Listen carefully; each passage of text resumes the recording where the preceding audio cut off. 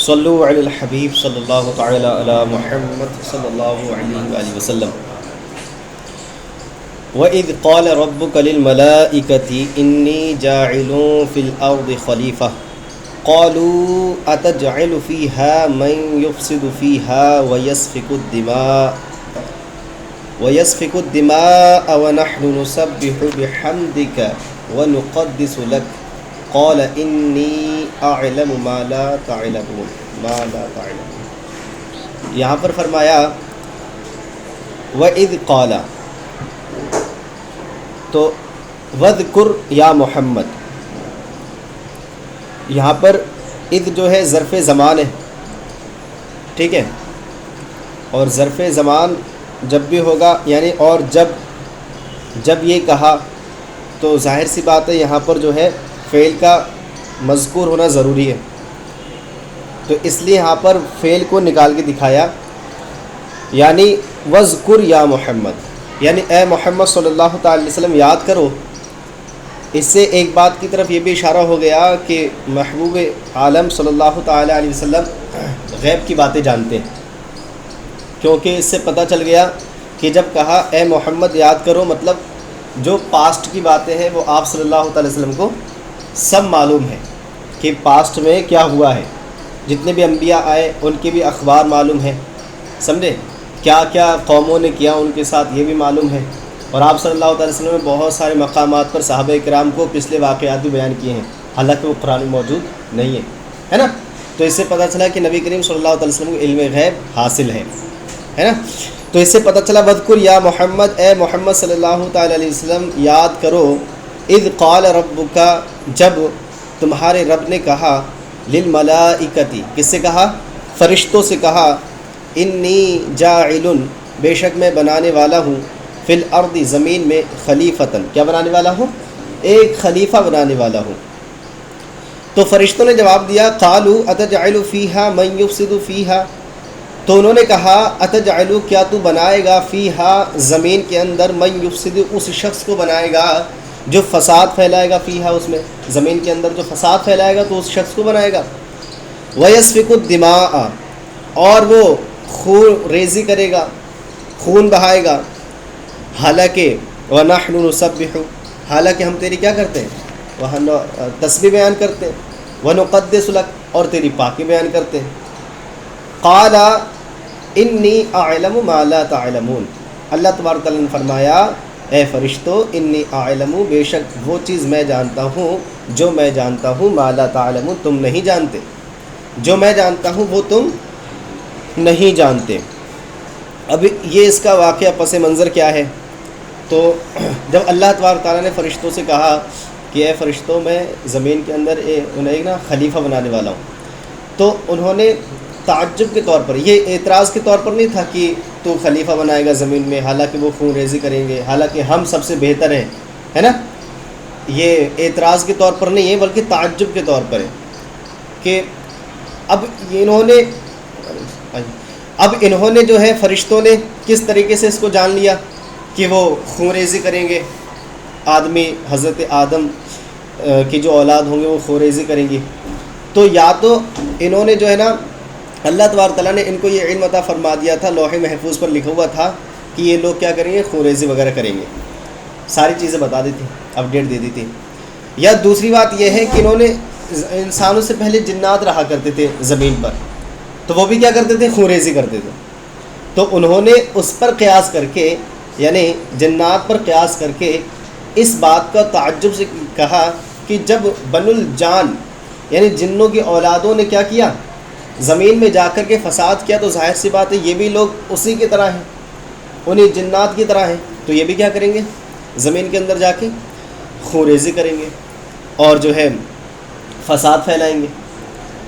تو اب یہاں پر جو ہے نا، یہ ان کا تعجب کے طور پر کہنا تھا، نہ کہ اعتراض کے طور پر، ٹھیک ہے، اور یہاں سے ایک بات یہ بھی پتہ چل گئی کہ مشورہ کرنا چاہیے، یعنی جب بھی کوئی ہم کام کرنے لگے، اہم کام کرنے لگے، تو جو ہمارے ماتحت ہو ان سے مشورہ لے لینا چاہیے، کیونکہ یہاں پر اللہ تبارک تعالیٰ ویسے مشورے کا محتاج نہیں ہے، آپ کو معلوم ہے، وہ جو چاہے وہ کر سکتا ہے نا، وہ ہر چیز کی حکمت کو جانتا ہے، کہاں کیا کرنا ہے.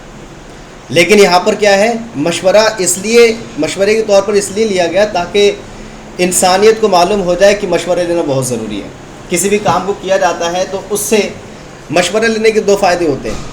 نمبر ایک تو یہ کہ جو ہمارے سامنے بندہ رہتا ہے وہ اس کا الٹا نہ سمجھ بیٹھے. اگر ہم نے اس سے مشورہ نہیں لیا اور کوئی کام کرنا شروع کر دیا اور ہمارا بہت پیارا دوست ہے یا ہمارا ماتحت ہے تو الٹا سمجھ جائے گا، ارے یار یہ کام کیا کرنے لگے. یا ہو سکتا ہے کہ وہ جو بندے سے ہم مشورہ کر رہے ہیں وہ کچھ اور اچھی بات بتا دے، ہے نا، اور پھر اس کام میں اور زیادہ جو ہے ترقی ہو جائے. تو دو فائدے ہوتے ہیں، سمجھے. ایک تو یہ کہ اس کے ذہن سے جو خنث وغیرہ ہوگی، جو بھی اس کے اندر دماغ میں غلط نگیٹو پوائنٹ چلا گیا ہوگا اس کا ازالہ ہو جائے گا. اور دوسرا جو ہے اگر وہ اچھا مشورہ دے دے گا کوئی تو بہتر کام ہو جائے گا، سمجھے. اب یہاں پر ایک ایک چیز کو دیکھیے، خلیفہ کس طور پہ بنایا اللہ تبارک تعالیٰ نے.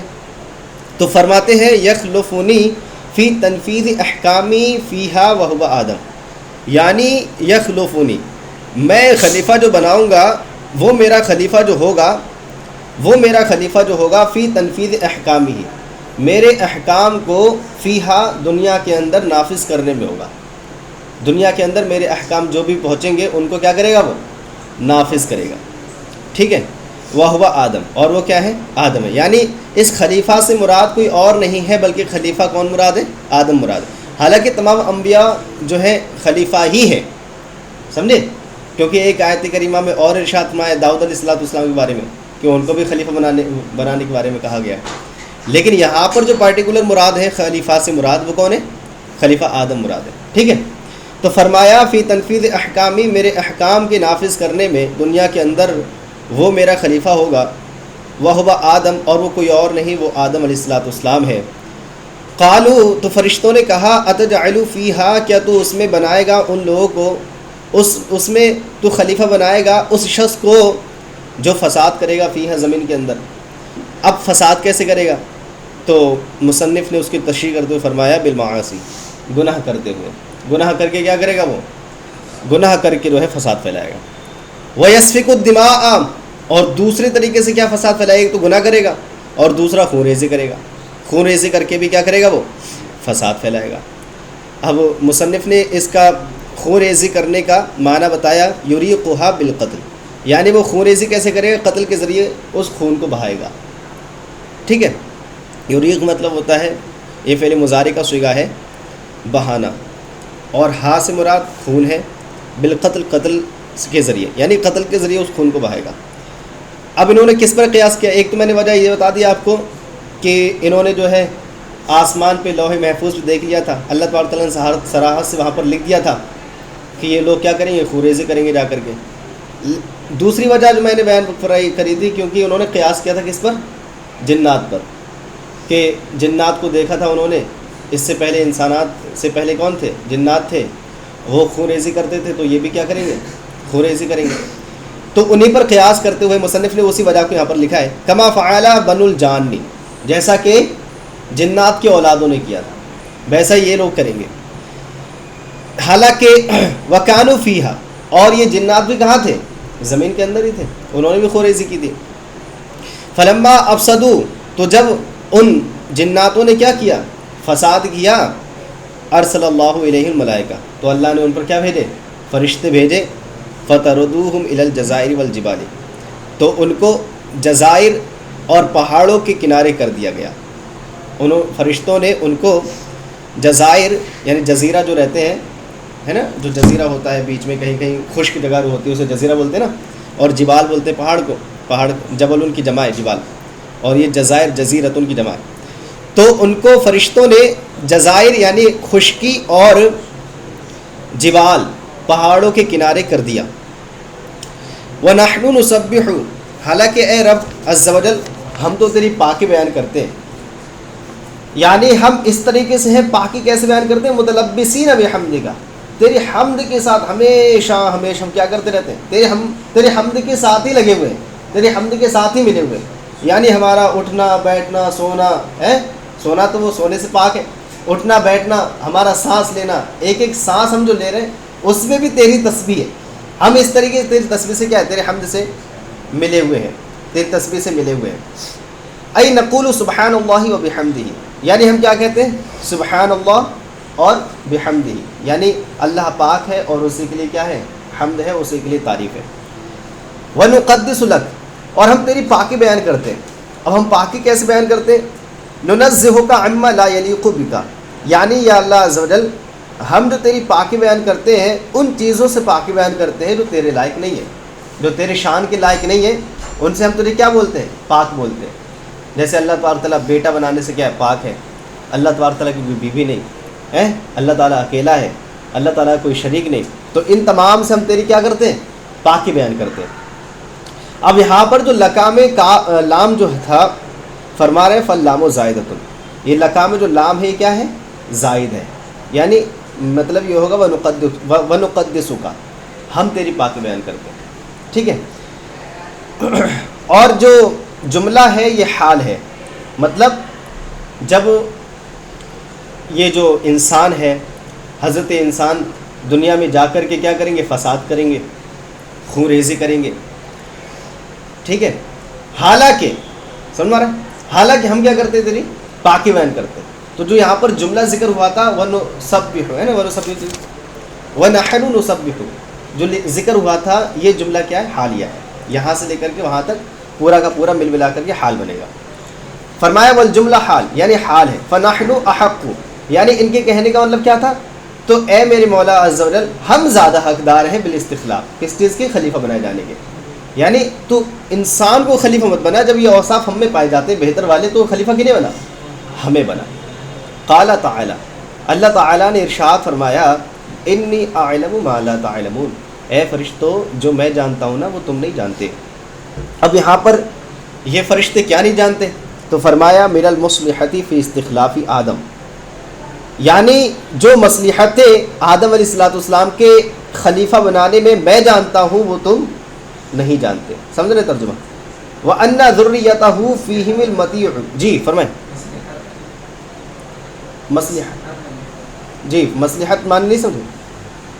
مصلحت آگے آ بھی رہا ہے، دیکھیں ویسے مصلحت کا معنی تو بہت عام ہوتا ہے، یعنی اس میں حکمت کیا ہے، مصلحت کیا ہے، حکمت کے معنی میں ہوتا ہے مصلحت، اس میں کیا کیا مصلحتیں حکمتیں ہیں، یعنی ان کے پیدا کرنے میں میں اچھی چیزیں جانتا ہوں۔ وہ یہ جو تم نے کہا تھا کہ وہ خوریزی کریں گے، ٹھیک ہے مان لیا، تم نے کہا تھا وہ کیا کریں گے؟ زمین میں جا کے فساد کریں گے، یہ بھی مان لیا، لیکن کچھ حکمتیں بھی ہیں، ان میں نافرمان بھی ہوں گے، ان میں فرمانبردار بھی ہوں گے۔ تو نافرمان جو ہوں گے وہ کیا کریں گے؟ کبھی گناہ کریں گے، پھر گناہ کے بعد کیا کریں گے؟ معافی مانگیں گے، تو پھر وہ مجھے غفور بھی پائیں گے، سمجھے؟ اللہ تبارک تعالیٰ فرما رہا ہے مجھے غفور بھی پائیں گے۔ تو اب اس میں ایک حکمت ظاہر نہیں ہوئی کہ اللہ تبارک تعالیٰ کی غفوریت یہاں پر ظاہر ہو گئی۔